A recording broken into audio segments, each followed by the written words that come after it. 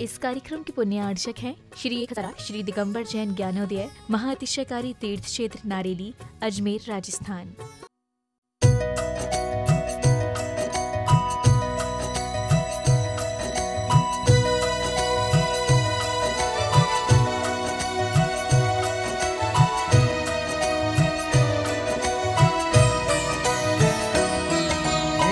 संत शिरोमणि धरती के, हे संत शिरोमणि धरती के, तुम्हें पता है सबके घट घट की, तुम्हें पता है सबके घट घट की।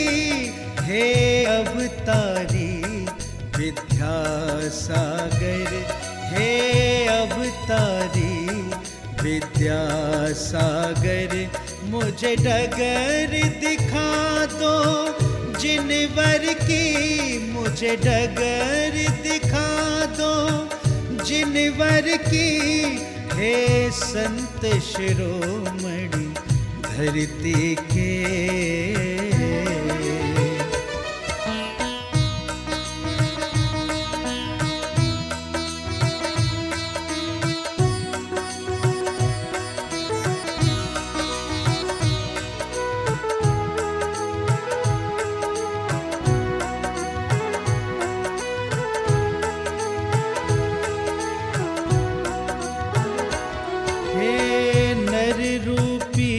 प्रभु नारायण, हे नर रूपी प्रभु नारायण, तेरे दर्शन का सौभाग्य मिला। तेरे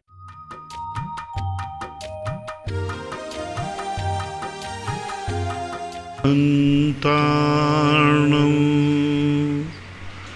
नमो सिद्धाणं, नमो आयर्याणं,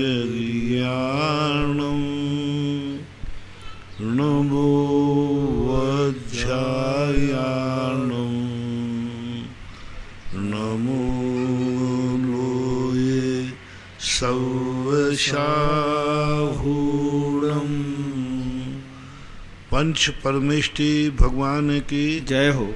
आचार्य श्री गुरुवर कुंद कुंद महाराज की जय हो। आचार्य श्री गुरुवर विद्यासागर महाराज की जय हो। परम पूज्य निर्यापक मुनि श्री 108 सुधा सागर जी महाराज की जय हो। जय हो। परम पूज्य निष्कंप सागर जी महाराज की जय हो। मुजफ्फरनगर से तृप्ति जन की जिज्ञासा है। पूज्य महाराज श्री के चरणों में नमोस्तु।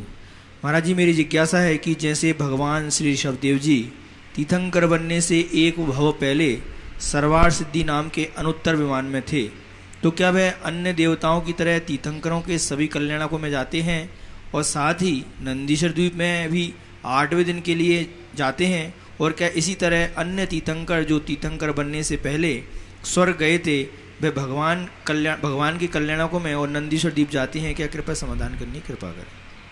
सर्वार सिद्धि के देव तो जाते ही नहीं हैं, चाहे वो तीर्थंकर हों अथवा ना हो।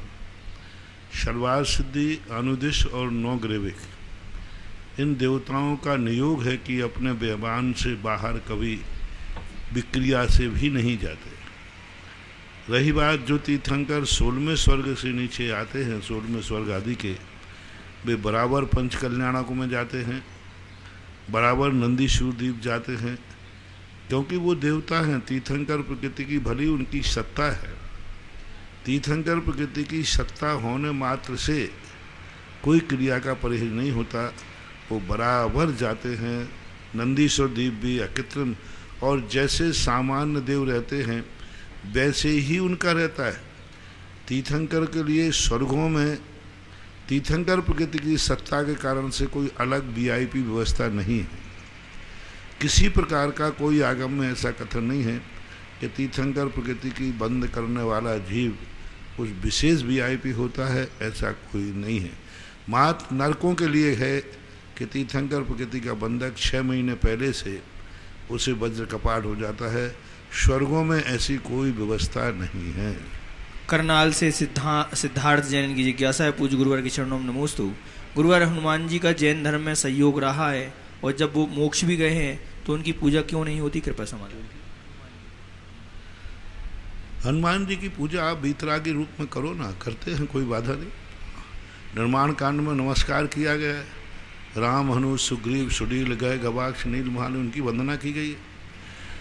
वर्तमान में क्या है कि शंकर दोष ना आ जाए, क्योंकि अन्य मत वाले उसको अलग रूप में पूजते हैं, उनके लिए अलग स्वरूप मानते हैं, और हम यहाँ अलग स्वरूप मानेंगे तो शायद विसंवाद हो जाता है। हो सकता है कि हमारे भगवान को आपने दिगंबर रूप में क्यों माना, हमारे भगवान के लिए आप इस प्रकार क्यों मानते हैं।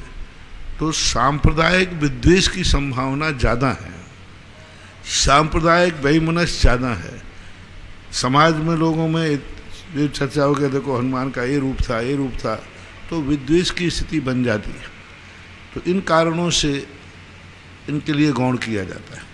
दूसरा कारण है वो सामान्य केवली थे, और सामान्य केवली यही नहीं, ना जाने कितने और सामान्य केवली हैं। यदि सामान्य केवलियों की हम पूजा करेंगे या सामान्य केवली के मंदिर आदि में स्थापित करेंगे तो उनकी कोई गणना का अंत नहीं आएगा। इसलिए तीर्थंकरों को ही विशेष स्थान दिया जाता है। भरत बाहुबली एक निर्विवाद हैं, किसी संप्रदाय कोई अधिकार नहीं है, संप्रदाय कोई वो नहीं है, इसलिए उनका बन जाता है। बाकी वो आदिनाथ के तीर्थंकर के कुल से जुड़े हुए हैं। माँ जितने भी महान पुरुष और जितने भी 63 शलाका पुरुष हुए, उनमें मात्र वर्तमान में उसी कुल में तीर्थंकर कुल से 2 ही लोग जुड़े हैं, भरत और बाहुबली। 24 तीर्थंकरों में ऐसे और कोई भी तीर्थंकरों के साथ में उनके पारिवारिक से जुड़े हुए कोई विशेष उनके हों, ऐसा कोई उल्लेख नहीं आया है।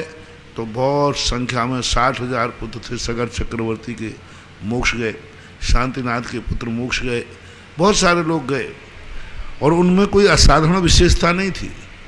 भरत बाहुबली का एक के इतिहास में थे, उनकी असाधारण विशेषताएं हैं, उनका इतिहास शिक्षाप्रद है, इसलिए उनको स्थापित कर दिया जाता है। बाकी प्रतिष्ठा पाठों में स्पष्ट है, केवली तीर्थंकरों की ही विशेष मुख्यता देना चाहिए, क्योंकि एक तो सबसे बड़ा चीज़ है कि गृहस्थों के लिए पुण्य का बंध चाहिए, अभ्युदय सुख चाहिए, और तीर्थंकर जो हैं केवल ज्ञान के बाद दोनों लक्ष्मी के पूर्ण स्वामी होते हैं। बाह्य लक्ष्मी समोषण विभूति आदि, अभ्यंतर अति चतुष्ट है। सामान्य केवली अभ्यंतर लक्ष्मी से तो पूर्ण होते हैं, लेकिन बाह्य लक्ष्मी से पूर्ण नहीं होते। इसलिए गृहस्थ को वह चीज़ सगुण मानी जाती, शुभ मानी जाती है, जो कि उस प्रकार का उनका एक ऐसा पुण्य का उदय भी रहता है, तीर्थंकर प्रकृति आदि का। तो ये कुछ विशेषताएं हैं, ऐसा मानना चाहिए। भीलवाड़ा से हर्षित जन की जिज्ञासा है, पूज्य गुरुवर के चरणों में नमोस्तु। महाराज, लक्ष्य को प्राप्त करने के आशय में त्याग और समर्पण का क्या अर्थ है, और धर्म के आशय से किया गया छल धर्म हो सकता है या नहीं? कृपया समाधान। त्याग और समर्पण ही हर कार्य की सफलता है। जब तक हमारा पूर्ण निश्चल समर्पण नहीं होगा, तब तक हम किसी भी कार्य के लिए सफलता प्राप्त नहीं कर पाएंगे। ईमानदारी से समर्पण कोई भी हो, चाहे संसार का कार्य हो चाहे परमार्थ का, किसी का हमें विश्वास जीतना है, किसी लक्ष्य को हमें प्राप्त करना है, किसी से हमें कुछ हासिल करना है, तो पहला समर्पण होना चाहिए। धर्म में भी यही कहा, सबसे पहले समर्पण, श्रद्धा और निशंकित, सब तरफ से वह उसी को समर्पित हो जाता है। भक्ति में भी यही कहा, अन्यथा शरणम नास्ति तुमेव शरणम मम तस्मात् कारण भावेन। इसलिए हे भगवान, तेरे अलावा मेरा कोई है ही नहीं, तो इसलिए इस कारण से तुम मेरी रक्षा करो। पूरी भक्तियों में यही भरा पड़ा है, भक्तांबर में भी यही कहा। तो सब जगह एक है। और त्याग का अर्थ वहाँ इतनी लेना अभी आपका कोई सामान्य प्रश्न है, इसलिए त्याग का अर्थ है अपने स्वार्थ का त्याग। हमारे अपने अंदर एक स्वार्थ की भावना नहीं होना चाहिए, छल कपट की भावना नहीं होना चाहिए, मायाचारी आदि नहीं होना चाहिए। जिस कार्य को आप कर रहे हैं उस कार्य के प्रति ईमानदार होना चाहिए और उस कार्य की सिद्धि में जो बाधक हैं उनका त्याग होना चाहिए। ऐसा भाग्यद्वारा से दीपक दोषी इनकी जिज्ञासा है पूज्य गुरुवर के चरणों में त्रिवार नमोस्तु। महाराज जी मेरी जिज्ञासा है कि हम शांतिधारा किसी निमित्त या कारण को लेकर करते हैं, कभी हम बिना किसी निमित्त या कारण से शांतिधारा करते हैं, इन दोनों में ज़्यादा फलदायी शांतिधारा कौन सी रहेगी? बहुत अच्छा है, बिना निमित्त के करते हैं उसमें ज़्यादा समर्पण है, उसमें ज़्यादा श्रद्धा है, उसमें समर्पण बहुत झलक रहा है, कोई मतलब ही नहीं, कोई प्रयोग भी नहीं, फिर भी हम एक आस्था के बल पर करते हैं। एक कार्य उसको एक आवश्यक मान करके बहुमान कर रहा है, वो बहुत बहुमान कर रहा है। दूसरे जो किसी कार्य के लिए कर रहा है वो निषेध नहीं है, कर रहा है, लेकिन वो सेकंड माना जाएगा, क्योंकि उसके अंदर उसके मन में भाव है कि ये कार्य मुझे करना है। ऐसा गुना से सुधीर जैन कांसल इनकी जिज्ञासा है पूज्य महाराज श्री के चरणों में नमोस्तु। महाराज जी रुद्र नारायण प्रति नारायण सब नियम से नरकगामी होते हैं, फिर भी शलाका पुरुषों में और महापुरुषों में शामिल क्यों होते हैं, क्यों किया गया है? कृपया समाधान। क्योंकि एक थोड़ी सी भूल करके उनके कारण से उनको होता है, बाकी आगे उनके बहुत गुण होते हैं। तिरसठ शलाका पुरुष एक पद है, पद ये नहीं सोचता है कि ये नीचे जाएंगे कि ऊपर जाएंगे, पद का एक अपने आप में महत्व होता है। कोई जरूर नहीं कि कोई पद वर्तमान में ही सुख देवे, कुछ भविष्य के भी सुख होते। आप अपना मकान बनाते हैं तो मात इसलिए नहीं बनाते कि मैं ही सुखी रहूं, आपका ये भाव भी रहता है बेटे आने वाली संतान सुखी रहे। पेड़ लगाते हैं लोग, बताते हैं कि जो पेड़ लगाता आम नहीं खा पाते हैं, तो वो फिर लगाते क्यों है? बेटों के लिए लगाते हैं। तो इसी प्रकार ये महापुरुष हैं, पुण्य कमाते हैं।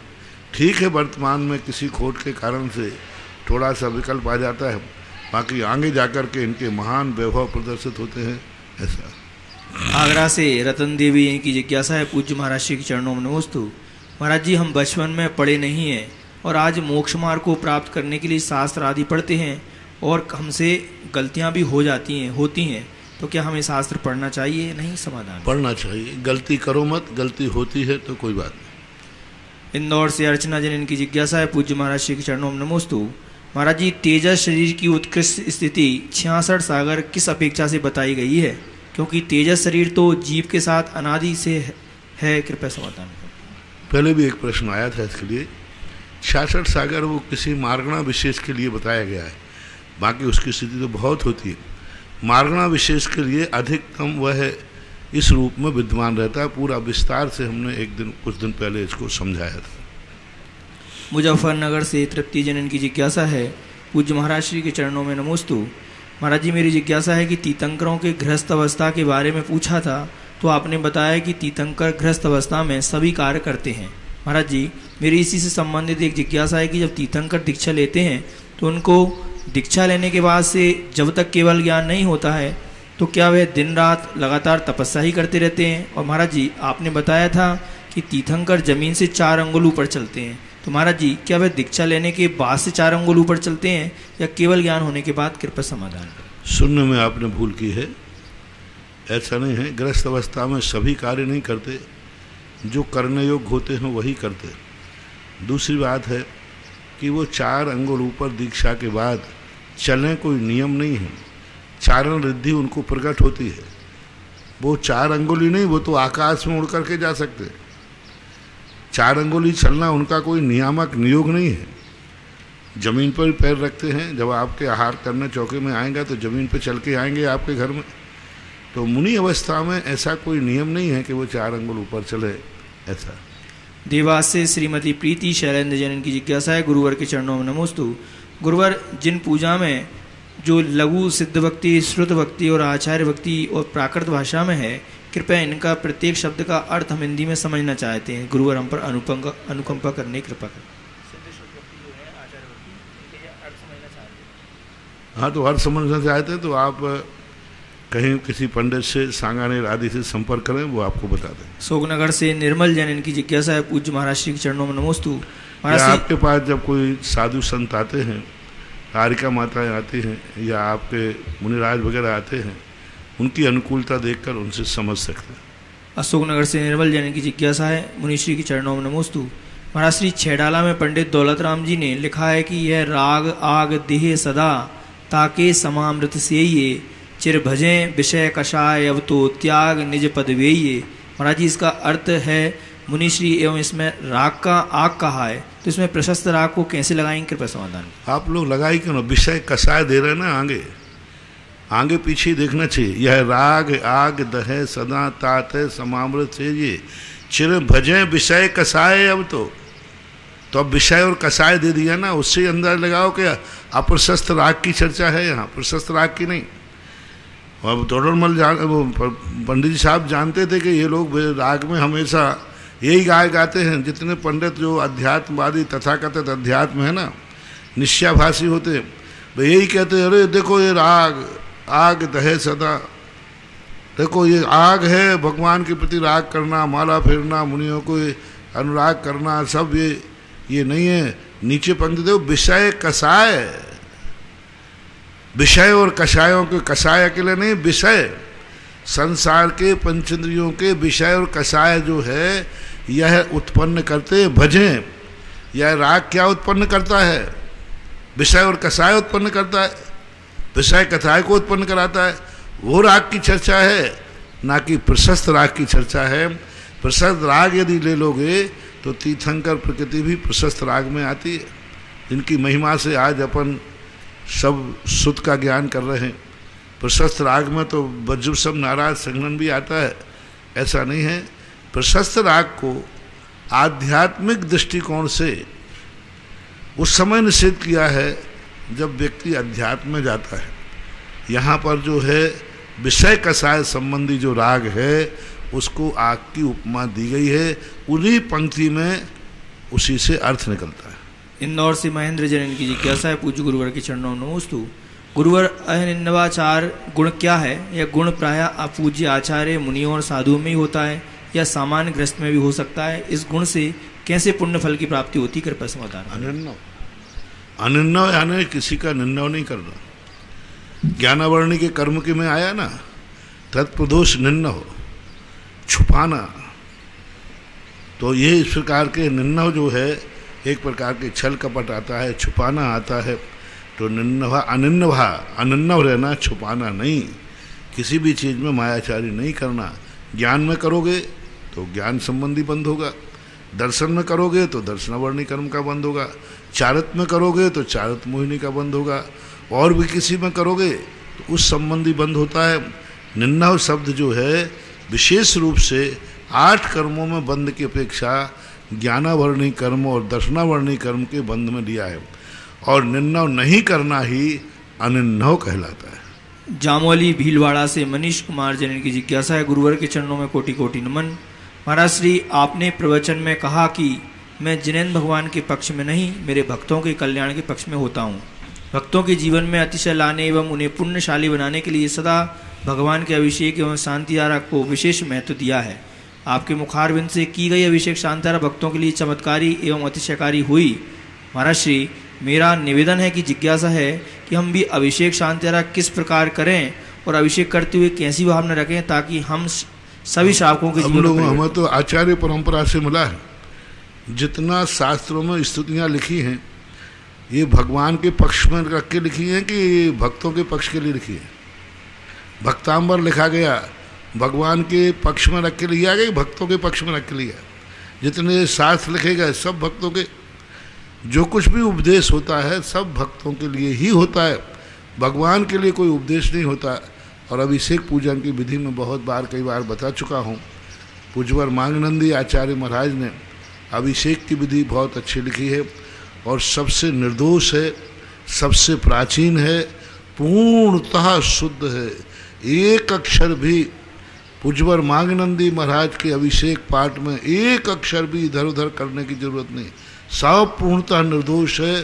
कुंद कुंद की मूल आमना का समर्थन करने वाला यदि कोई अभिषेक पाठ है तो मांगनंदी महाराज।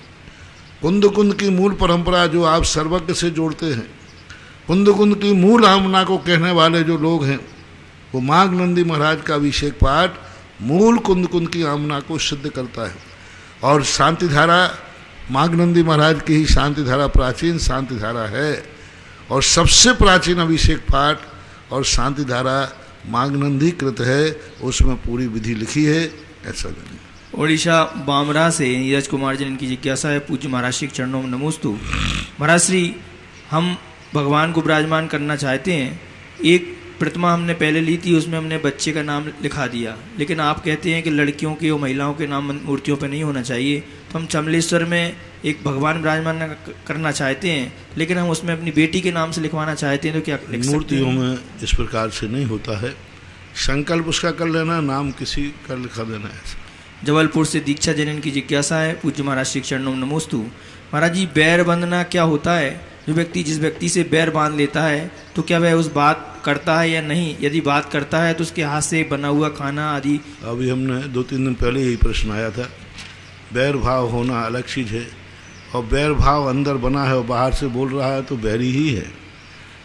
कई लोग बड़े बैर साधने के लिए ऊपर से तो बहुत अच्छा मीठा बोलेंगे, सब कुछ करेंगे, और अंदर से उसके प्रति घात करते, अंदर से उसका बुरा सोचते, अंदर का नाश सोचते हैं, और बाहर से ऐसी बात कहेंगे। अभी 2 दिन बनाया था, तिरछी टोपी मृदुल वाणी, बड़ा मीठा करेगा, बड़े मीठी वो करेगा, और लेकिन अंदर के कसाय भाव तो वो बैर भाव ही माना जाएगा। खाना पीना खा लेना या नहीं खाने से बैर भाव का संबंध नहीं है। गुना से श्रीमती लता जैन की जिज्ञासा है, पूज्य आराध्य गुरुदेव के चरणों में नमोस्तु। महाराज जी, शाश्वत क्षेत्र श्री सम्मेशेखर जी का नाम, सम्मेशेखर जी नाम कैसे पड़ गया? कृपया। शाश्वत यानी हमेशा से, अनादि अनंत काल से वहीं से तीर्थंकर मोक्ष जाते हैं, वहीं से जाएंगे। हुंडाव सर्प के कारण से कुछ तीर्थंकर अन्यत्र गए हैं, बाकी का वो शाश्वत इसलिए माना जाता है। रिद्धि सिद्धि नगर सागर से पीयूष जैन की जिज्ञासा है, गुरूर में इंसान को कभी इंसान नहीं दिखता, जैसे छत पर चढ़ जाओ तो अपना मकान नहीं दिखता। महाराज जी, हम अपने गुरूर को सुरूर से कैसे उतरें कि हमें इंसान भी दिखे और छत से उतर कर नीचे आ जाए तो मकान भी दिखे? या तो तत्व चिंतन से उतरो, नहीं तो ठोकर खा के गिरोगे। कौआ अपने गरूर में जाकर के ऊपर बैठता है, तो या तो गरूर ही तुम्हें गिरा देगा, या गुरु का कहना मान करके वस्तु स्वरूप को विचार करके नीचे उतर जाओ तो ठीक। जयपुर से नेमीचंद छावड़ा इनकी जिज्ञासा है, पूज्य महाराज श्री के चरणों में नमोस्तु। महाराज श्री, जैन मुनि दया, क्षमा एवं रत्नत्रय जैसे महान गुणों के धारक होते हैं एवं कपट, अभिमान व अंधेक भाव से दूर रहते हैं। महाराज जी, वर्तमान में मुनियों में कपट, अभिमान जैसे दुर्गुण निरंतर बढ़ते जा रहे हैं, शुभ संकेत नहीं है। कषाय भाव से मुनियों को नरगति का बंध होता है क्या? कृपया समाधान। यदि आप मुनि कहते हैं तो आपका सोचना गलत है, और जिनके अंदर है वे मुनि कैसे कहलाएंगे? वो कह ही नहीं सकते, हो ही नहीं सकता, असंभव वाली बात है। यदि आप उन्हें मुनि मान रहे हैं तो आपकी ये भूल है, क्योंकि मुनियों में जो मुनि हैं तो इनमें न छल कपट बढ़ रहा है, न मायाचारी बढ़ रही है। ये आपका भ्रम है, आपका सोच है, क्योंकि आपके पास आप खोटे मुनियों को देखते हैं, खोटे मुनियों के संबंध में सुनते हैं, खोटे मुनियों के संबंध में जानकारी रखते हैं, इसलिए ऐसा होता है। कई लोग ऐसे होते हैं जो हमेशा खोटे मुनियों का सब पता है, खोटे मुनि की चर्चा आते ही बड़े गौर से सुनते हैं। हम शिखर जी गए थे, हम गिरनार जी गए थे, हम यहाँ गए थे, वहाँ गए थे, वहाँ महाराज ये पाए जा रहे थे, ये पाए जा रहे। तो तुम्हारी आंखें खोटे मुनि को देखती हैं, तुम्हारा मन खोटे मुनियों को सोचता है, तुम्हारी संगति में खोटे मुनि आते हैं, इसलिए तुम्हें ऐसा दिख रहा है। आज से नियम कर लो, हम चोखे मुनि को देखेंगे तो चोखी चोख दिखेंगे। हम खोटे मुनियों का लिस्ट लिए बैठे रहते, फलाने खोटे मुनि हैं। अरे चोखे मुनि की लिस्ट रख भाई, बही खाता लिख रही है तो चोखे मुनि का लिख। आज भी ऐसे चोखे मुनि हैं, आगम के अनुसार निर्दोष चर्या पालन कर रहे हैं, निर्दोष छल कपट से रहे थे, संजलन कसाय होकर के भी मंद है। ऐसे मुनियों की आप लिस्ट बनाइए तो आपकी ये भ्रम धारणा मिट जाएगी, क्योंकि आपके दिमाग में खोटे मुनियों की फोटो बैठी है, खोटे मुनियों की चर्या बैठी है। एक बार किसी मुनिराज ने, कंजाइश ने कहा कि महाराज मैंने खुद अपने हाथों से एक मुनि को देखा है। क्या देखा? कि वो एरिया समिति से नहीं चल रहे थे। मैंने कि वाह वाह। फिर उसके बाद बोले एक हंडी का एक चावल देख लिया ना। मैंने कि फिर तो तुम्हें चौथे काल में भी सांचे मुनि नहीं मिलेंगे। जितने खोटे मुनि आज हैं, इतने खोटे मुनि चौथे काल में भी थे। और जितने चोखे मुनि हैं आज भी हैं, उन चोखों की लिस्ट देखो। उन चोखों के तुम्हारी जिंदगी में खोटे ही खोटे मुनि आए हैं, इसलिए तुम्हारी ये धारणा बन रही है। मेरी जिंदगी में तो कभी खोटे साधु में की लिस्ट नहीं था। मैं तो आचार्य विद्यासागर महाराज जैसे चोखे साधु को देखा है, चोखे साधु को सुना है, चोखे साधु का ध्यान करते हैं तो हमें तो यही दिखते हैं कि पंचम काल में अच्छे साधु बढ़ रहे हैं, मार्दव धर्म वाले बढ़ रहे हैं, आर्जव धर्म वाले बढ़ रहे हैं। मुझे तो यही लिख रहा है कि पंचम काल में मुनि धर्म दिन दूना रात चौगुना बढ़ रहा है। सावन के आंध्रे को हरा हरा ही दिखे। जो जैसी सोचता है, जैसे लोगों की संगति में रहता है, जिनके संबंध में वो चिंतन करता है, जिनके संबंध में जानकारी रखने की रुचि रखती है, उसके चारों तरफ वही वही घूमता है, वही वही घूमता है।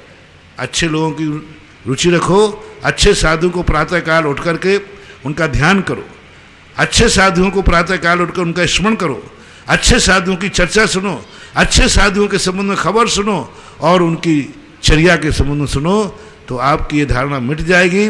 और कुंद स्वामी ने जो बात कही है कि पंचम काल के अंत तक चोखे साधु रहेंगे, वे चोखे साधु तुम्हें आज से दिखना शुरू हो जाएंगे। बनगांव से माधुरी जनन की जिज्ञासा है। पूज्य महाराज श्री चरणों में नमोस्तु। महाराज जी, मेरी जिज्ञासा है कि सामायिक पाठ में पंक्तियां आती हैं, महाकष्ट पाता जो करता, पर पदार्थ जड़ चेतन का देह संयोग, मोक्ष महल का पथ है सीधा, जड़ चेतन का पूर्ण वियोग। इनका अर्थ क्या है, कृपया समझाने। भाई पद और श्लोक वगैरह थोड़ा सावधानी से भेजा करो, ये जिज्ञासा समाधान है। ऐसे अर्थ वगैरह पूछोगे तो तुम कल के दिन कहोगे कि महाराज जी हमें पूरा, अभी जैसे कहा था महाराज जी हमें भक्ति समझना है, तो ये तो क्लास का विषय है। कहाँ है?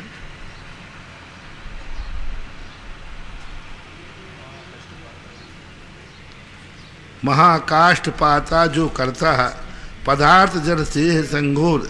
महाकाष्ठ पाता जो करता है, पर पदार्थ जड़ चेतन का देह संयोग, मोक्ष महल का पथ है सीधा, जड़ चेतन पूर्ण वियोग। इनका अर्थ क्या है? तो इसका सीधा अर्थ है शरीर और आत्मा का जो संबंध है, उस संबंध के संबंध में कहा है। जैसे एक गाड़ी, काठ की आदि गाड़ी जो है हमें एक मंजिल के पहुंचाने में साधन बनती है, इसी प्रकार यह शरीर हमारे लिए साधन मात्र है, मूल लक्ष्य तो हमारी आत्मा को मोक्ष प्राप्त करना। आष्टा से श्रीमती चंदा जनन की जिज्ञासा है। पूजनीय गुरुदेव के चरणों में नमोस्तु। महाराज जी, जीव के चल और अचल प्रदेश होते हैं, अस्तु सिद्ध जीव में कौन से प्रदेश होते हैं, कृपया समाधान करने कृपया। जीव के चल और अचल प्रदेश होते हैं और सिद्ध भगवान में जीव कौन से प्रदेश होते हैं? जीव के सिद्ध भगवान में संपूर्ण प्रदेश अचल ही होते हैं, संसार अवस्था में चलाचल होते हैं। कोटा से आशा हर्षोरा इनकी जिज्ञासा है। पूज्य महाराज चरणों में नमोस्तु। महाराज जी, समुद्र घात किसे कहते हैं? यदि है हमारे भी होता है तो उसका पता हमें कैसे चले कि हमारे समुद्र घात हो रहा है? हम पता नहीं कर सकते, हमारे अनुभव में नहीं आता। शरीर से आत्मा के प्रदेश बाहर फैलने का नाम समुद्रघात होता है, निकलना नहीं, फैलने का नाम समुद्रघात होता है। कोटा से ही एक जिज्ञासा और है। पूज्य महाराज श्री चरणों में नमोस्तु। महाराज जी, कषाएं क्रोध मान माया लोभ और दूसरी अनंतानुबंधी 4 प्रत्याख्यान, 4 अप्रत्याख्यान, 4 और संजुलन, इन दोनों की कषायों में क्या अंतर है, कृपया समझाने की कृपा करें। अलग अलग अंतर का नाम है। अनंत संसार को बढ़ाने वाली अनंतानुबंधी है। अप्रत्याख्यान त्याग नहीं करने देती है, मार्ग तो दिखाती है लेकिन त्याग नहीं करने दी, वह प्रत्याख्यान है। प्रत्याख्यान है त्याग को करने में सहयोग करती है लेकिन पूरा त्याग नहीं करने देती। और संजुलन कषाय वो है पूरा त्याग करो लेकिन फिर भी थोड़ी थोड़ी जलती रहती है। तो इन कषायों में नाम के अनुसार इनका अनंत अनंत गुणा भाग अनुभाग तीव्रता कम है। इंदौर से डॉक्टर कल्पना जैन इनकी जिज्ञासा है। पूज्य महाराज श्री चरणों में नमोस्तु। महाराज जी, मूर्ता और लोक मूर्ता दोनों में क्या अंतर है, कृपया समझाने की कृपा करें। मूर्ता एक सामान्य है, 3 मूर्ताएं होती हैं, गुरु मूर्ता, देव मूर्ता। मूर्ता सामान्य संज्ञा है और लोक मूर्ता है ना लौकिक परंपरा है। यहाँ हाथे लगाओ, यहाँ हाथे नहीं लगाओगे तो ये हो जाएगा, यहाँ ये करो, जिसका धर्म से कोई संबंध ही नहीं। ये उल्टा सातिया बना दो तो तुम्हारी मनोती, तो ये सब मूर्ताएं हैं, अज्ञानता हैं, ऐसा माना। परम पूज्य आचार्य गुरुदेव श्री विद्यासागर जी महाराज के आज्ञानुवर्ती शिष्य निर्यापक श्रवण मुनि पुंगव श्री सुधासागर जी महाराज के मुखारविंद से देश विदेश से जिज्ञासा भेजने वाले जिनवाणी चैनल के माध्यम से, सुधा कला चैनल के माध्यम से उन सभी दर्शक गणों की ओर से गुरुवर के चरणों में त्रिवार नमोस्तु नमोस्तु नमोस्तु। इस क्षेत्र पर चलने वाली बहुत सारी योजनाएं हैं, जैसे कि नंदीसर जिनालय है। 35 कलश के माध्यम से एक जिनालय का हम निर्माण कर सकते हैं। सहसकूट जिनालय में 11 मंजिल का सहसकूट जिनालय है, जिसमें 10 मंजिल में एक दिशा में 4 प्रतिमाएं बड़ी होंगी जो 4.25 फुट की होंगी। वो 7 कलश के माध्यम से विराजमान हो सकती है। 11वीं मंजिल में जो 4 विशाल प्रतिमाएं विराजमान होंगी, चतुर्मुखी भगवान जिनको कहना चाहिए, तो एक प्रतिमा 35 कलश के माध्यम से विराजमान हो सकती है। जिनकी जिसमें रुचि हो अपनी सामर्थ्य अनुसार एक जिनालय बना करके पुण्यार्जन करेंगे। प्रथम जिज्ञासा रिकॉर्डिंग के माध्यम से। परम पूज्य निर्यापक श्रमण रत्न मुनि पुंगव श्री सुधा सागर जी महाराज के चरणों में सुरेंद्र भारती परिवार का त्रिवार नमोस्तु। परम पूज्य मुनि श्री दिनांक 14 मई को अक्षय तृतीया पर्व आ रहा है, जिसे आपने विगत वर्ष दान दिवस के रूप में मनाने की घोषणा की थी। बहुत ही उपयुक्त नाम दान दिवस के रूप में हमें प्राप्त हुआ। गुरुवर, मेरा ऐसा निवेदन है कि इस बार हम सब अक्षय तृतीया पर्व किस प्रकार मनाएं और दान को बैयावृत्त क्यों कहा गया, इस विषय पर आपके मार्गदर्शन की। अक्षय तृतीया जो है, प्रथम दान का प्रवर्तन हुआ था। राजा श्रेयांश ने दान प्रवर्तक माने गए, इसलिए अक्षय तृतीया को दान दिवस के रूप में बनाना चाहिए। उस दिन सभी गृहस्थों के लिए कोई ना कोई दान 2 लोगों को देना चाहिए। एक तो सत्पात्र को दान की बात सोचना चाहिए, सत्पात्र न मिले तो करुणा दान के रूप में भी कोई ना कोई दान करना चाहिए। विशेष रूप से वहाँ पर जो अक्षय तृतीया में आहार दान की बात आती है, तो इनकी अपनी अपनी इच्छानुसार जैसे भी सुविधा बनती है करना चाहिए। पूजा पाठ के लिए पिछली बार आदिनाथ भक्तांबर विधान हुआ था और दान दिवस के ऊपर भी एक पूजा तैयार हुई है। कल विधिवत रूप से अक्षय तृतीया के दिन क्या क्या आप लोगों को करना है और यहाँ से क्या क्या प्रसारित होगा, इसके संबंध में कल सारी जानकारी विधिवत कमेटी से बैठ करके और निर्णय करके कल का कार्यक्रम कल आपको घोषित कर दिया जाएगा। और क्या क्या होगा, कैसा होगा, वो सारी बातों पर आपका कल ध्यान, आज प्रश्न आया है तो कल इसके संबंध में कुछ विचार किया जा सकता है। रही बात दान बैयावृत्ति, दान बैयावृत्ति ही है, क्योंकि औषधि दान अपने आप में बैयावृत्ति है। आहार दान क्षुधा रोग को निवारण करने वाला। बैयावृत्ति क्या कहते हैं? आई हुई पीड़ा बाधा को दूर करना। आहार दान में क्षुधा रोग का नाश होता है। औषधि दान तो है ही। अभय दान में कितना बड़ा भय का निराकरण होता है। अभय दान में कितनी बड़ी जीवन की रक्षा होती है, जीवन को बचाया जाता है। ज्ञान दान आदि जो है, इसमें मानसिक क्रांति लाई जाती है, मानसिक शांति है। ज्ञान दान से व्यक्ति को यदि सम्यक ज्ञान हो जाता है तो मिथ्यात्व जो रूपी महारोग है वह नाश हो जाता है। देशनाल अवधि से कितनी बड़ी लाभ होते हैं।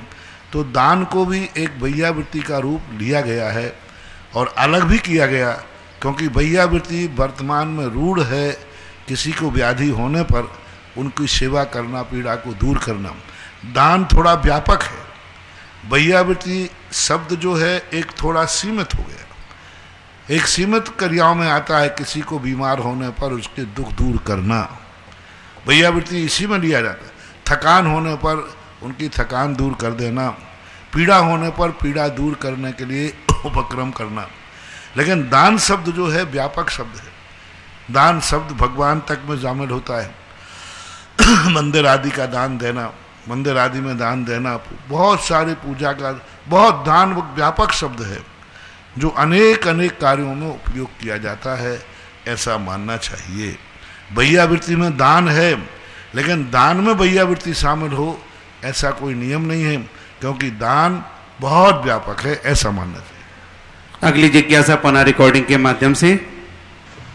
जिनकी अनंत करुणा और अपार वात्सल्य से संपूर्ण मानव जाति ही नहीं अपितु प्राणी मात्र उपकृत है, जो विद्या रूपी सुधा के संवर्षक हैं, मिथ्यात्व रूपी मेघों के लिए झंझावात हैं, एकांतवादी उन्मार्गगामी रूप हस्तियों के लिए पराक्रमी सिंह हैं, ऐसे विद्या रूपी रथ पर आरूढ़ आचार्य कुंद कुंद देव की उक्ति आगम चक्षु साहू के साक्षात उदाहरण निर्यापक श्रमण परम पूज्य मुनि पुंगव श्री सुधा सागर जी महाराज के पावन पाद पद्मों में श्री श्रमण संस्कृति संस्थान सांगानेर परिवार का त्रिकाल नमोस्तु नमोस्तु।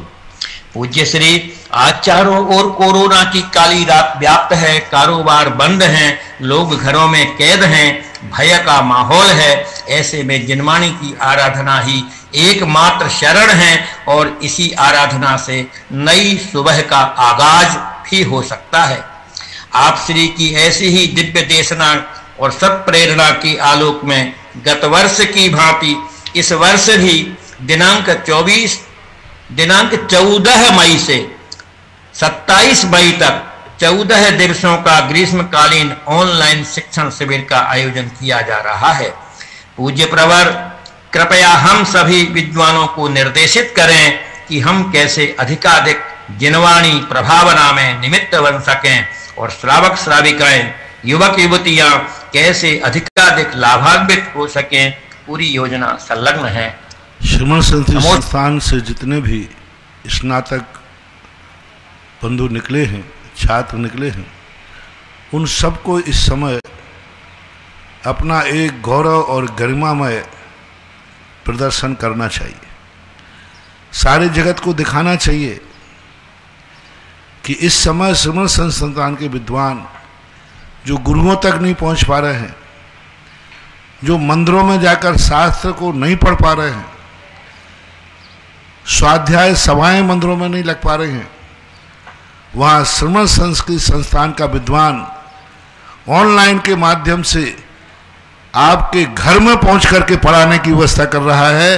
ये सबको देखना, जय हो। जो जहाँ पर है, जो जिसका जहाँ पर है, संस्थान से आपकी जो व्यवस्था संचालित हो रही है, संस्थान से आप सूचना दे करके आप अपना, मान लीजिए आपका छोटा सा गांव है तो आप उस गांव में ही आप इस प्रकार की व्यवस्था बना लें, शहर है तो शहर में बना लें, क्योंकि इस ऑनलाइन के संबंध में किस ढंग से इसको टैकल किया जाता है मुझे ज़्यादा ज्ञान नहीं है, नॉलेज नहीं है।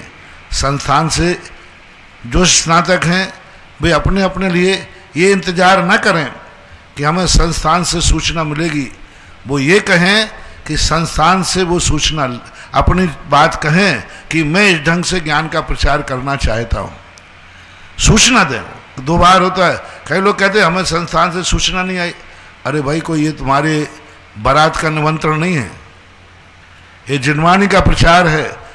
तुम्हें सूचना नहीं आई तो तुम सूचना मांग लो कि साहब मैं इस ढंग से इस एरिया में इस विषय को पढ़ाना चाहता हूँ। आपकी योग्यता के अनुसार इस कार्य में सबको और समाज के लिए भी इस कार्य का बहुत बड़ा लाभ उठाना चाहिए। 14 दिन का लाभ एक निश्चित ग्रंथों के ऊपर आपको ज्ञान मिलेगा। सभी लोग घरों में हैं, जो जिसके योग हो, बच्चों के योग भी चलेगा, बूढ़ों के योग भी चलेगा, महिलाओं के योग भी चलेगा। 24 घंटे में आपको कोई ना कोई, कम से कम 12-14 घंटे में कोई ना कोई क्लास आपको चलेगी। तो आपको जिस क्लास की आपकी योग्यता हो, आप अपना समय जिस क्लास में निकाल सकें उस क्लास में आप भर्ती होइए।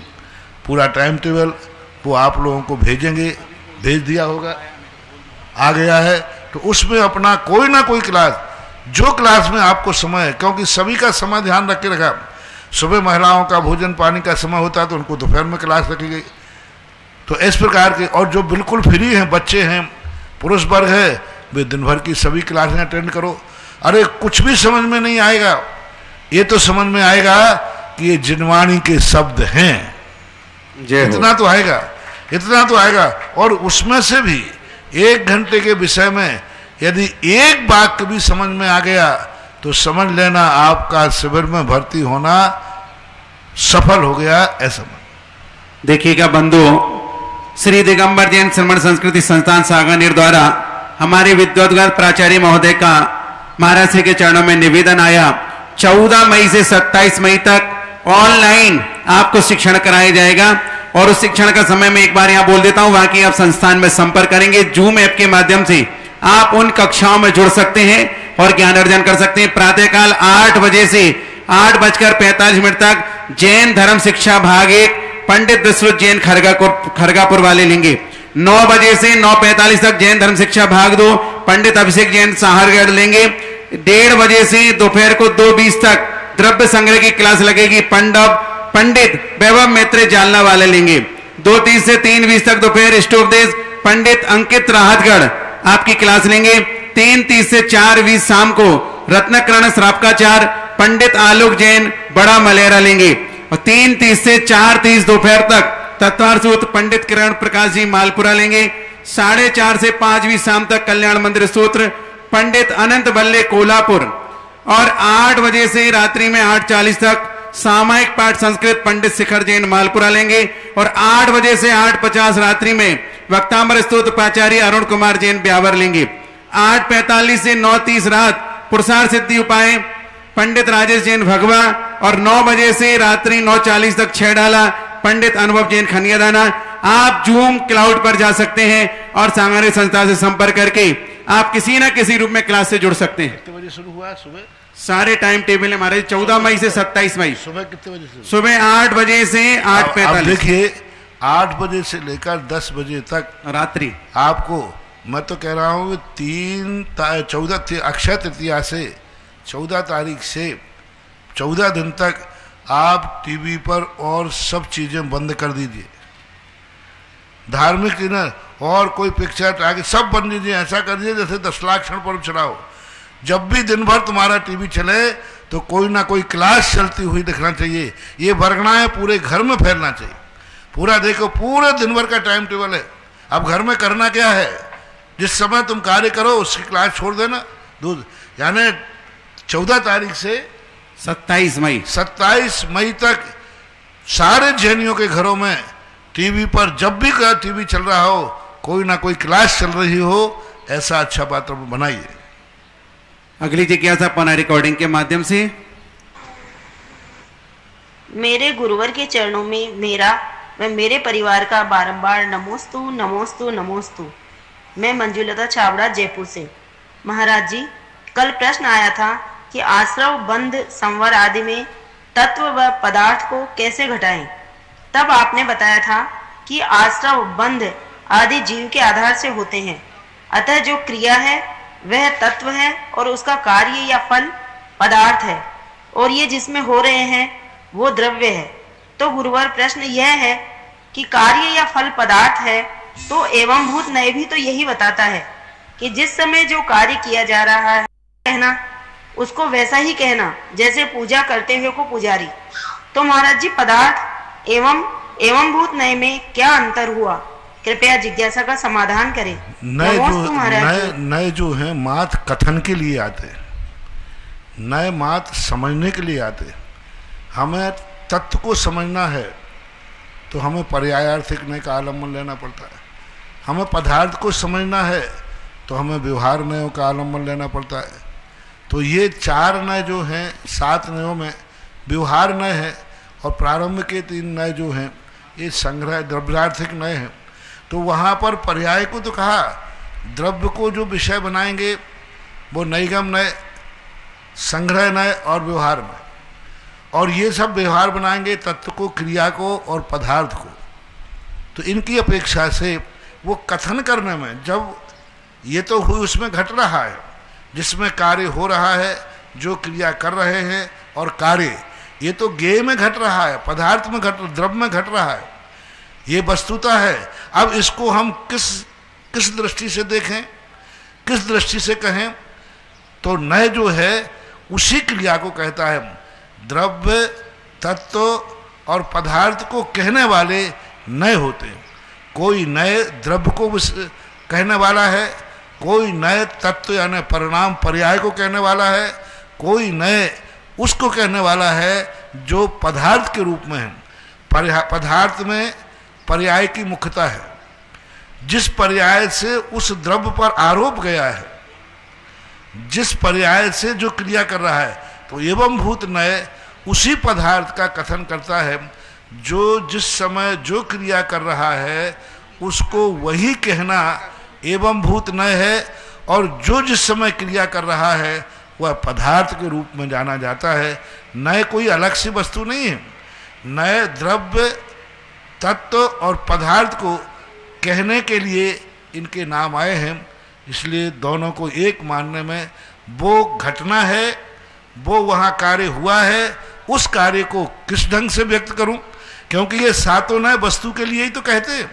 वस्तु में सातों नय नहीं है, वस्तु में घटित प्रक्रिया के लिए नय अभिव्यक्त करते हैं, यानी वक्ता का अभिप्राय का नाम नय है, शब्दों का नाम नय है। इसलिए जितने शब्द होते हैं वे सब नए रूप होते हैं। इसलिए एवं भूत नय उस पदार्थ को कथन कर रहा है जो पर्याय से समष्टि होकर के द्रव्य को अपने में समाहित कर लिया है, उसको एवं भूत नय कहते हैं। तो इतना अंतर जानना, विषय की अपेक्षा पदार्थ को विषय बना रहा है एवं भूत नय, लेकिन नय और पदार्थ दोनों भिन्न हैं, एक कथन मात्र है और वो वहां घटित हो रहा है। अगली जिज्ञासा पुनः रिकॉर्डिंग के माध्यम से। मुनिवर के चरणों में ग्वालियर से आमर्श था नमोस्तु। महाराज जी, सैनिक चरित्र में मैंने पढ़ा कि महाराज सैनिक को मुनि यशोधर जी के गले में मरा हुआ सर्प डालने के कारण 7वें नरक का बंध हुआ। तो मेरी जिज्ञासा है कि रानी चेलना को भी खीर में अशुद्धि डालने के कारण पाप का बंध हुआ, और महाराज सैनिक को बाद में तीर्थंकर प्रकृति का बंध किस कारण हुआ? नमोस्तु। महारानी चेलना ने चींटियों को मारा नहीं है, चींटियों को तो भोजन दिया उन्होंने। यदि वो मारते तो चींटियों को किसी ढंग से हटा करके मार देते, क्योंकि उन्होंने महाराज को दुख दिया था, लेकिन मारा नहीं है। उन चींटियों को महाराज के चारों तरफ शक्कर बूरा बिछा दिया, तो वो सारी चींटियां उतर करके और शक्कर में आ गई, यानी उनको तो खाने को दिया, बस इतना कर दिया कि भाई महाराज को ना खा के शक्कर खा लो। तो महारानी चेलना ने चींटियों को आराधना नहीं की, उन्होंने कोई दोष नहीं किया, उनको तो पुण्य ही लगा है। और तीर्थंकर प्रकृति का बंध जो समोषण में भगवान के महावीर स्वामी के समोषण में किया, कारण कुछ भी नहीं, ऐसा विशेष कारण उन्होंने नहीं दिया, इतने दिया भगवान के समोषण में जाकर उन्होंने तीर्थंकर प्रकृति का बंध किया। अगली जिज्ञासा पुनः रिकॉर्डिंग के माध्यम से। महाराज श्री जी के चरणों में अनंत बार नमोस्तु। महाराज श्री, मैं रांची से रीता जैन बोल रही हूँ। महाराज श्री, हमको स्वयंभू स्तोत्र की महिमा के बारे में बताइए, क्योंकि आचार्य श्री उसको 3 बार पाठ करते हैं। एवं महाराज श्री, सहस्त्रनाम का क्या महत्व है सहस्त्रनाम पाठ का? क्योंकि हमने सुना है कि राजा श्रेणिक की जब नरक की गति बन गई थी, उस समय उनको बोला गया था कि आप सहस्त्रनाम पाठ को पढ़ो 3 बार, उसके बाद आपकी नरक आयु में कुछ कमी आ सकती है। तो क्या महाराज श्री ऐसा ही है? मेरी शंका का समाधान करें। नमोस्तु नमोस्तु नमोस्तु। पहली बात, स्वयंभू स्त्रोत एक सबसे प्राचीन स्त्रोत है, यूं कहना चाहिए सबसे पहला स्त्रोत है।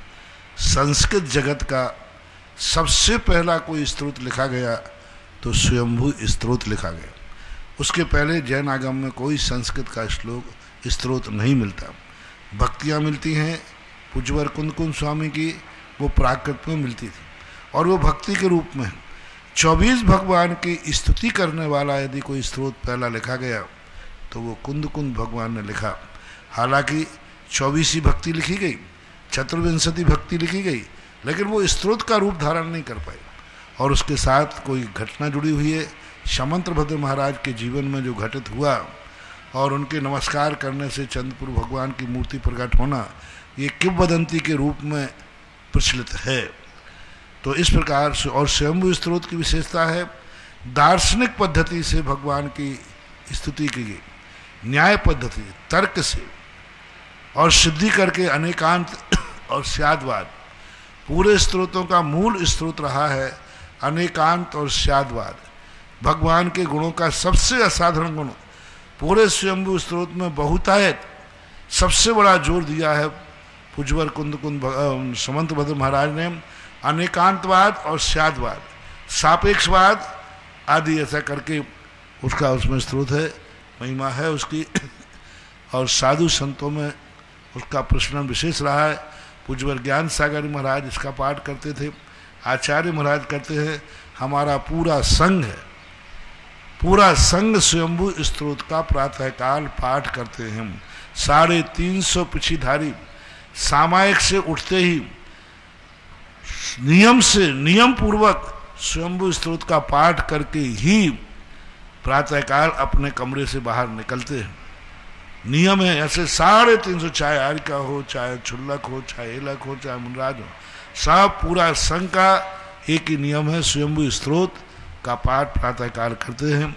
यही महिमा है। आचार्य महाराज 3 बार करते हैं, कुछ साधु कर सकते हैं, कितनी बार करो वो कर सकते हैं। और अगली जिज्ञासा सहस्र नाम के संबंध में जो आपने बात कही राजा शरणक के संबंध में, यह मैंने कहीं पढ़ा नहीं है, कहीं देखने में नहीं आया। और यदि यही सहस्र नाम की बात करते हो तो ये सहस्र नाम तो 10वीं शताब्दी में सबसे पहले जिनसेन स्वामी ने लिखा है। फिर 12वीं शताब्दी में पंडित आसाधर जी ने एक सहस्र नाम लिखा है। उसके बाद फिर एक सकल कीर्ति आगे का मिलता है, ऐसे 2-3 सहस्र नाम मिलते हैं। तो यह सहस्र नाम तो 10वीं शताब्दी में लिखा गया। उस समय कोई सहस्र नाम की चर्चा रही होगी चतुर्थ काल में, वो हमें कहीं ऐसा पढ़ने में नहीं आया। आपने कहाँ पढ़ा है, कैसे पढ़ा है, यह आप प्रमाण भी दीजिए कि आपने किस ग्रंथ में पढ़ा है। अगली जिज्ञासा पुनः रिकॉर्डिंग के माध्यम से। हृदय वेदी पर विराजमान मेरे इष्ट, मेरे आराध्य, मेरे भगवन, मेरे गुरुवर के चरणों में मैं सोनिया जैन मेरठ से एवं समस्त माता पिता परिवार मुजफ्फरनगर से अपने इष्ट और आराध्य गुरुवर के चरणों में अनंतों बार नमोस्तु करती हूँ। नमोस्तु गुरुवर, नमोस्तु भगवन। गुरुवर, वर्तमान समय में कोरोना की त्रासदी चारों तरफ मची हुई है और इस महामारी में इस बार जो 30, 40 और 50 वर्ष की आयु वाले लोग रात दिन अकाल मरण को प्राप्त हो रहे हैं, तो गुरुवर बार बार प्रत्येक व्यक्ति यही सोच रहा है कि क्या इन लोगों का आयु क्रम इतना ही कम था या फिर ये अकाल मरण की श्रेणी में आता है। कृपया समाधान कीजिए। अकाल मरण को नकारा नहीं जा सकता। महामारी आदि में अकाल मरण ही मानना चाहिए।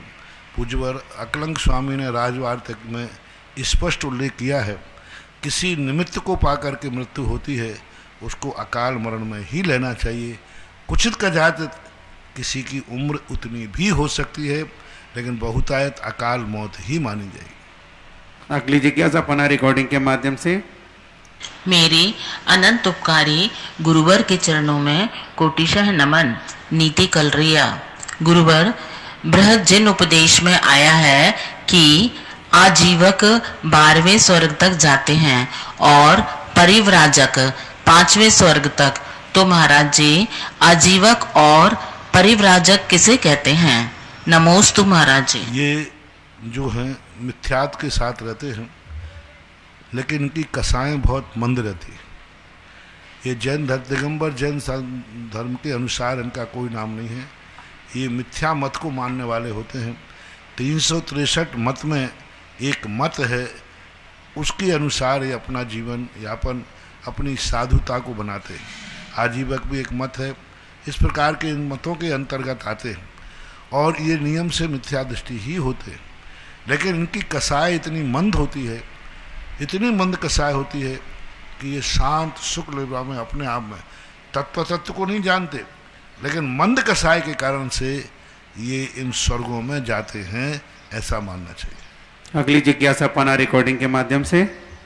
मेरे एवं मेरे परिवार के आराध्य गुरुदेव के चरणों में बारंबार नमोस्तु। मैं वर्षा जैन बांसदेही बेगमगंज जिला रायसेन से हूँ।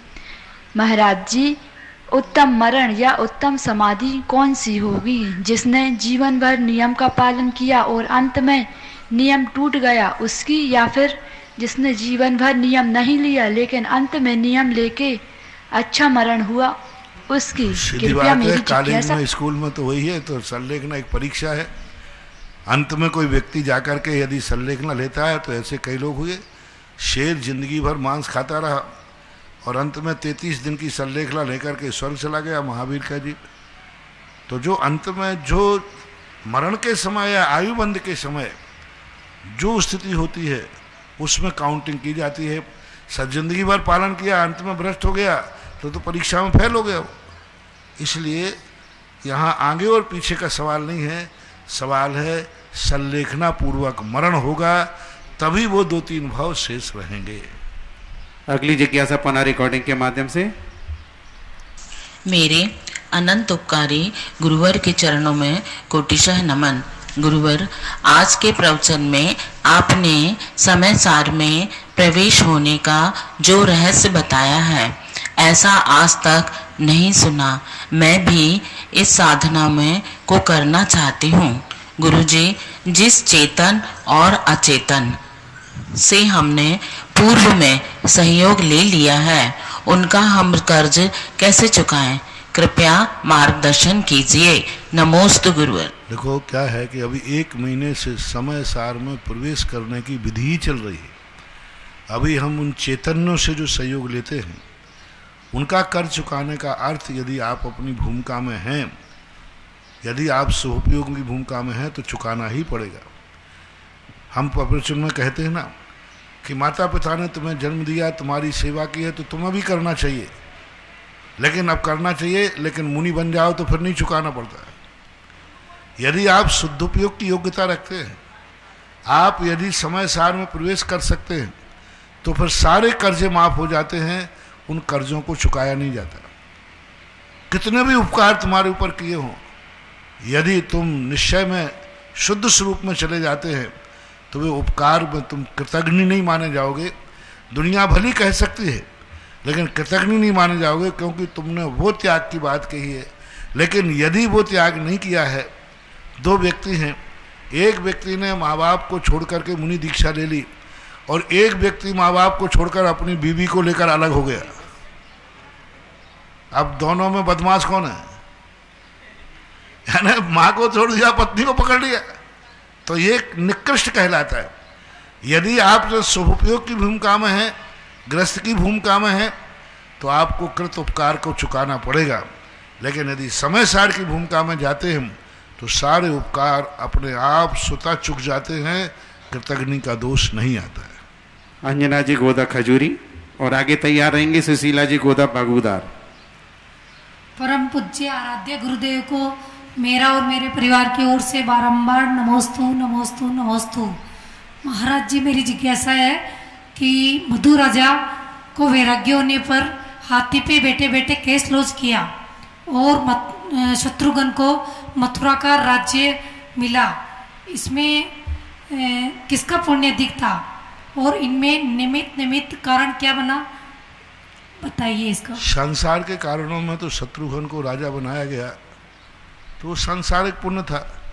और राजा मधु ने किया तो वो तो पुण्य पाप से रहित होकर के, राजा मनु ने तो मुनि दीक्षा ले ली, वहाँ पुण्य पाप तो सवाल ही नहीं।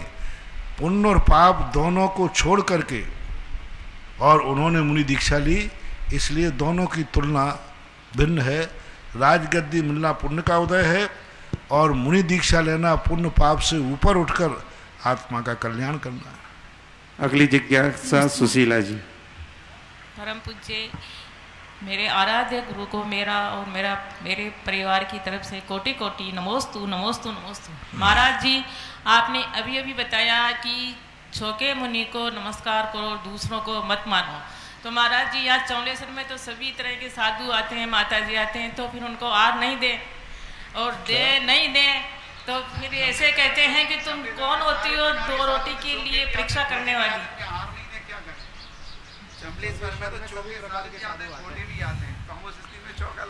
देखो, ये निर्णय आपको करना है। हर दुकान में खोटे नारियल भी मिलते, चोखे निकलते हैं, तो तुम कहो कि महाराज जी फिर खोटे चोखे दोनों लगेगा, दोनों ही ले लें कि एक ले? दुकान पे बाजार में खोटा माल भी मिलता है कि नहीं? खोटा नकली माल भी मिलता है, नारियल नहीं मिलते, लेकिन आप अपने आप में कौन सा लेते हो? चोखा लेते हो, चोखा ही लेते हो, तो दुकानदार का क्या होगा? दुकानदार का खोटा नारियल फिर कौन लेगा? तो ऐसे कहते हैं कि ना तुम कौन? नहीं, सुनो सुनो सुनो, मैं बता रहा हूँ, खोटा नारियल यदि तुम इसलिए ले लेगा और चाहे दुकानदार को घाटा लगेगा, इसलिए भाई 2-4 खोटे भी दे दे। यदि अपने सम्यक दर्शन को संभालना है, अपने धर्म को संभालना है, तो खोटे का त्याग करोगे, चोखे को ग्रहण करोगे। और दुनिया क्या कह रही है उसके संबंध में बात अलग है, और धर्म अलग चीज़ है और व्यवहार अलग चीज़ है। खोटा नारियल दुकानदार को लाभ देने के लिए कोई खरीदता नहीं है, चोखा ही खरीदता है। अपने धर्म की रक्षा करना तो चोखा ही श्रेष्ठ। नमस्ते। इस प्रकार से जिज्ञासा समाधान संपन्न हुआ। आज नवदा भक्ति पूर्वक निरंतराय आर कराने का सौभाग्य नेमी चंद जी, संतोष कुमार, आयुष पार्थ, भीलवाड़ा। इस कार्यक्रम के पुण्यार्चक थे श्री 1008 श्री दिगंबर जैन ज्ञानोदय महाअतिशयकारी तीर्थ क्षेत्र नारेली, अजमेर, राजस्थान।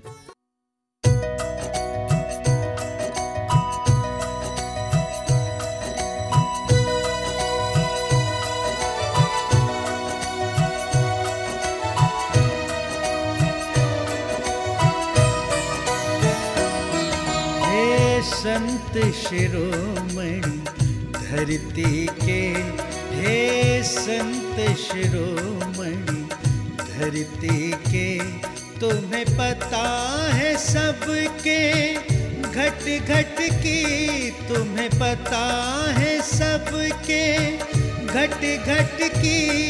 हे अवतारी विद्यासागर, हे अवतारी विद्यासागर, मुझे डगर दिखा दो जिनवर की, मुझे डगर दिखा दो जिनवर की।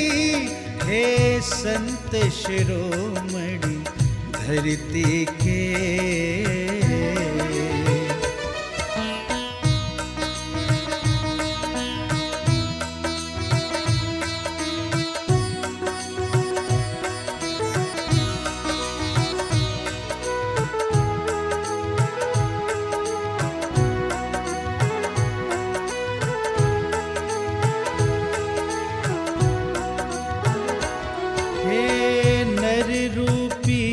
प्रभु नारायण, हे नर रूपी प्रभु नारायण, तेरे दर्शन का सौभाग्य मिला, तेरे दर्शन का सौभाग्य मिला।